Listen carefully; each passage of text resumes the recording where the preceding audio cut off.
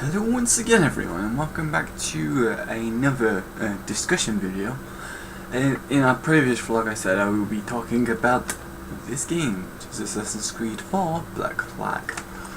So back up there.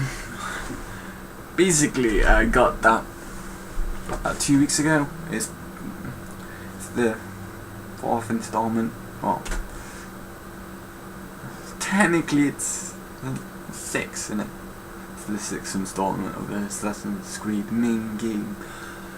Additionally, there was the Bloodlines and Liberation handheld games that came out for PSP and then PSP Vita, and then Liberation's got a 360 HD upgrade deal, which I want to get at some point, just because I think that might be an interesting game to get, because it just focuses on subject 1 ancestor instead of subject 17/sample 17, who is obviously Desmond Miles, because it changes to sample 17 in the Black Flag game, because obviously of what happens to Desmond Miles at the end of Assassin's Creed 3.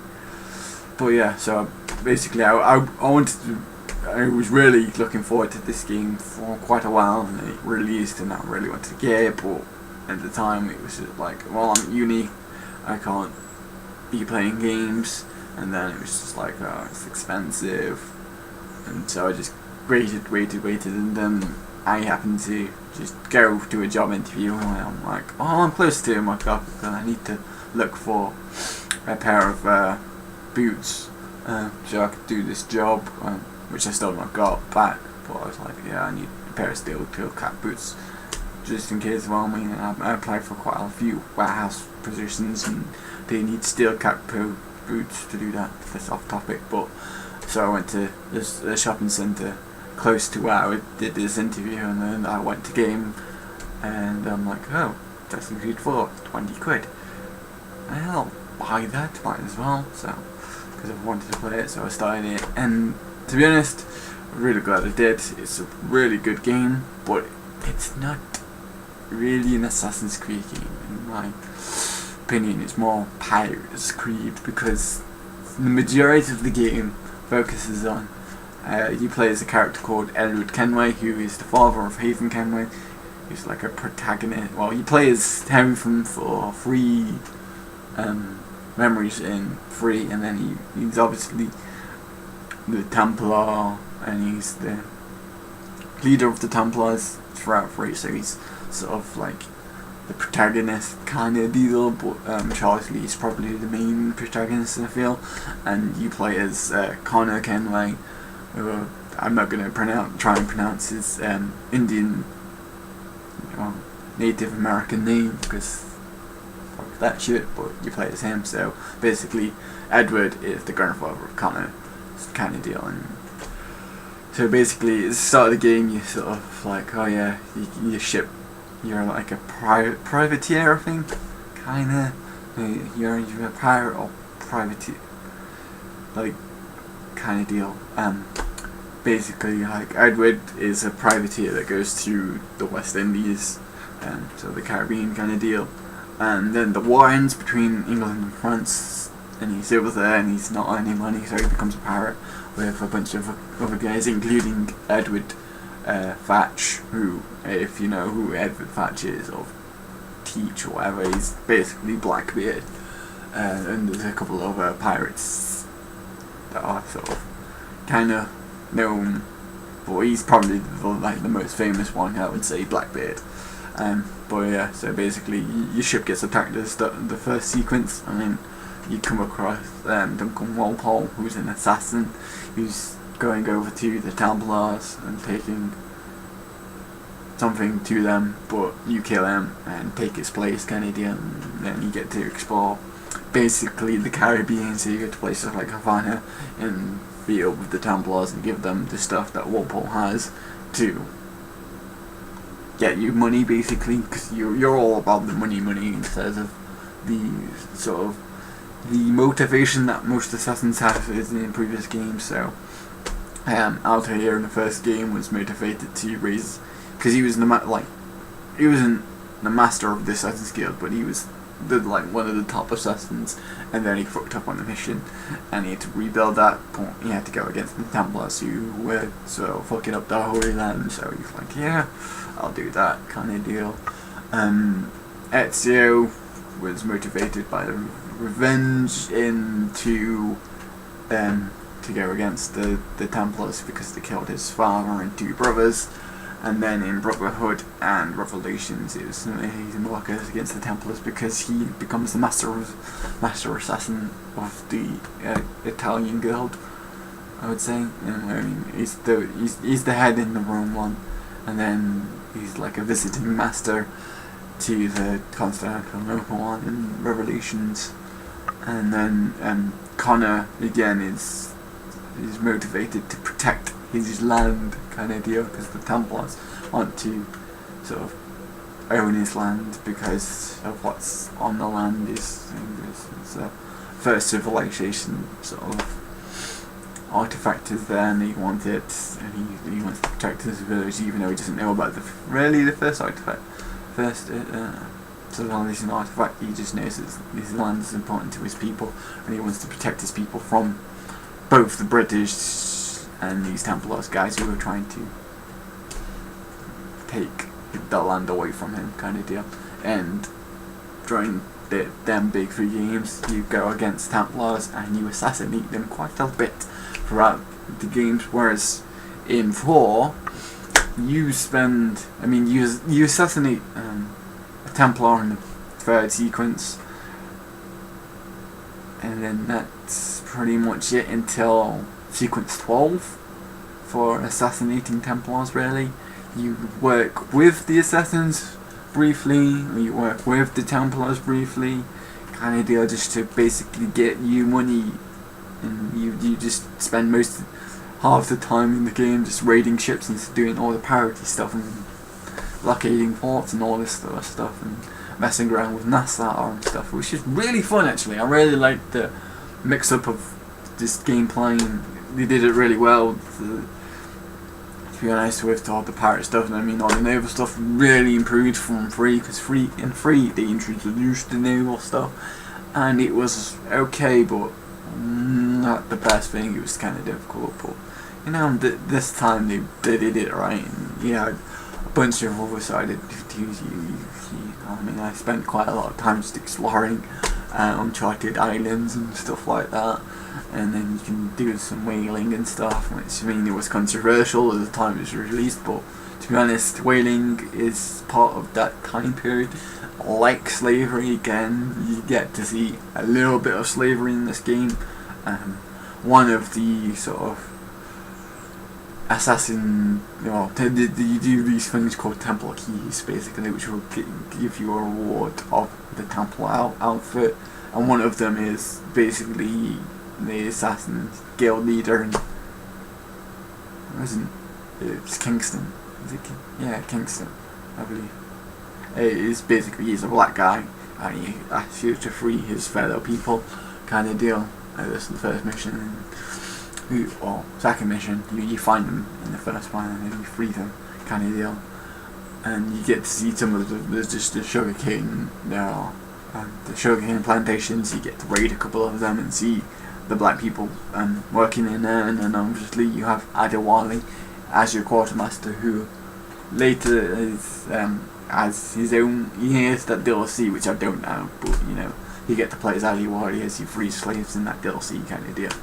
But yeah, it was a really good game, and then the story through the main stuff I really enjoyed, and I think it was a lot better than the one in 3, to be honest, because in 3 you do the Safem stuff, which basically teaches you controls, and then you do the Connor stuff, which is like 4, 5 and 6, which does the same thing as 1, 2 and 3, and then you get into the meat of stuff from like end of 6 to 7, 8, 9, 10, 11, 12, where you're fighting against the Templars, kind of deal. And that was kind of disappointing, where you spend about half the game learning how to be an assassin, which is, you've done, well, if Assassin's Creed 3 was your first Assassin's Creed game, it might be okay to spend a couple of sequences, like Like if they cut out the Haven stuff, the first couple sequences, bang on kind of deal. But the Haven stuff is important for the story kind of deal. But you know, it's like, as a veteran of the Assassin's Creed games, who's played all of them up to that point, it's like, I don't need this shit. Whereas in 4, first sequence teaches you a bit, second sequence teaches you how to a bit more. Doesn't teach you like after that. I mean, 1 or 2 sequences after that, it's like, well, here's this interesting mechanic. We'll give you a mission to teach you this interesting mechanic, and then not go, and then and that's it. It's kind of deal. So it's like when you get the blow dart teaches you, alright, this mission. So it's right. You use these blow darts as the optional objectives to get 100%, but we won't force you to do that. The diving bell, it's like you buy a diving bell to go get message sends, kind of deal. So it's like introduces you to this new mechanic of diving, and then you can go off and explore other sunken ships, kind of deal. And just really like that. I think the stuff I didn't like in 4 combat, they had the same sort of combat as in 3, but they fucked up the lock-on system, so basically it wasn't as easy to do your combat stuff. I mean, I saw from my playthrough 4 or 5 of the double counters. It's like I didn't even know the double counters were still in it until I did a double counter about after I've been playing it for about 4 days, kind of deal. It's sort of like, it's circumstantial of 2 guys attacking you at once, and that barely happens. But you know, it's sort of like you counter one guy and you start focusing on him, and then you kind of go across to another guy, and it just keeps switching. You know, the lock-on system wasn't quite as good as previous games, which made the combat to me not as well done. And I'm hoping that for Rogue / Unity, well, Rogue and Unity, they go at least to my mind. Hopefully they've sort of gone, right, our lock-on system sucked. In 4, we'll go back to the older system or something along those lines. To get a good lock-on system in combat, so combat's a lot smoother and stuff. But I really like the pistols. You get 4 pistols, and that's pretty cool. The rope swings and all everything else was done pretty well. But the combat system isn't on par with previous AC games. And then the modern stuff, it's like, it took a bit after a couple of missions. I finally got, oh, that's what's happening in the modern stuff, kind of deal. It just didn't seem to fit, because obviously you're not Desmond Miles, and I'm really interested to see if they did any modern stuff in Liberations, how they did it, because that was technically their first game made by Abstergo Entertainment, which is a sub-branch of Abstergo Industries, and it's sort of like another front where they make these games to make money for Abstergo, so they can invest it in other projects like The Animus to find artifacts like pieces of Eden, etc. and stuff. So it's really interesting how they did that kind of deal. But yeah, overall I really liked the game. I think it was better than 3 in my mind. I mean, 3 had the really interesting time period downright, and the interesting story running through it of the American Revolution. Just didn't quite meet the interesting character which you play as. Your character is kind of, he was alright, and I really loved the Homestead stuff, but it was completely unrealistic, the Homestead stuff. So I'm hoping because it's like, yeah, you do this mission and then they build something completely new, and it's like, I would rather the Homestead stuff be like, because you go, it spreads over time, over a few years, and over a few years the Homestead stuff gets built up, rather than, oh yeah, I'll do this specific mission for this guy, like get some tools for him, and he builds a furnace in just like that. That kind of unrealistic crap. That, yeah, you know, the Homestead stuff was really good. And then the recruiting of the assassins, which again missed in 4. You don't recruit any assassins. I mean, you can take ships into your fleet, but the fleet stuff is Xbox Live exclusive, which I didn't like. Again, because I don't have Xbox Live on my Xbox, period. Well, on my specific profile that I use. So it's like, oh yeah, so I miss White Whales, free treasure maps, this fleet stuff, just because I don't have Xbox Live, and it restricts my experience. Like, the Xbox Live stuff to me is more for the multiplayer and not this exclusive content kind of deal. So that kind of, I'm hoping that you don't do it with Rogue, which will be the Xbox 360 exclusive. I don't have one yet, so I'll probably be getting Rogue. If I do get an Xbox One, I'll be getting Rogue anyway, because Assassin's Creed, but I'll be getting Unity more, and hopefully they do some. I mean, I don't care about if it's after Xbox Live exclusive content, because I will have Xbox Live on my one, just because the one's more designed to function better with Xbox Live, and I feel like, oh yeah, I'll be getting Destiny, so I need Xbox Live for my multiplayer stuff kind of deal. But yeah, and that's my rant on 4. If you've not played it, I highly recommend it. It's a really fun game, and I'm really looking forward to seeing the next 2 coming out later this year.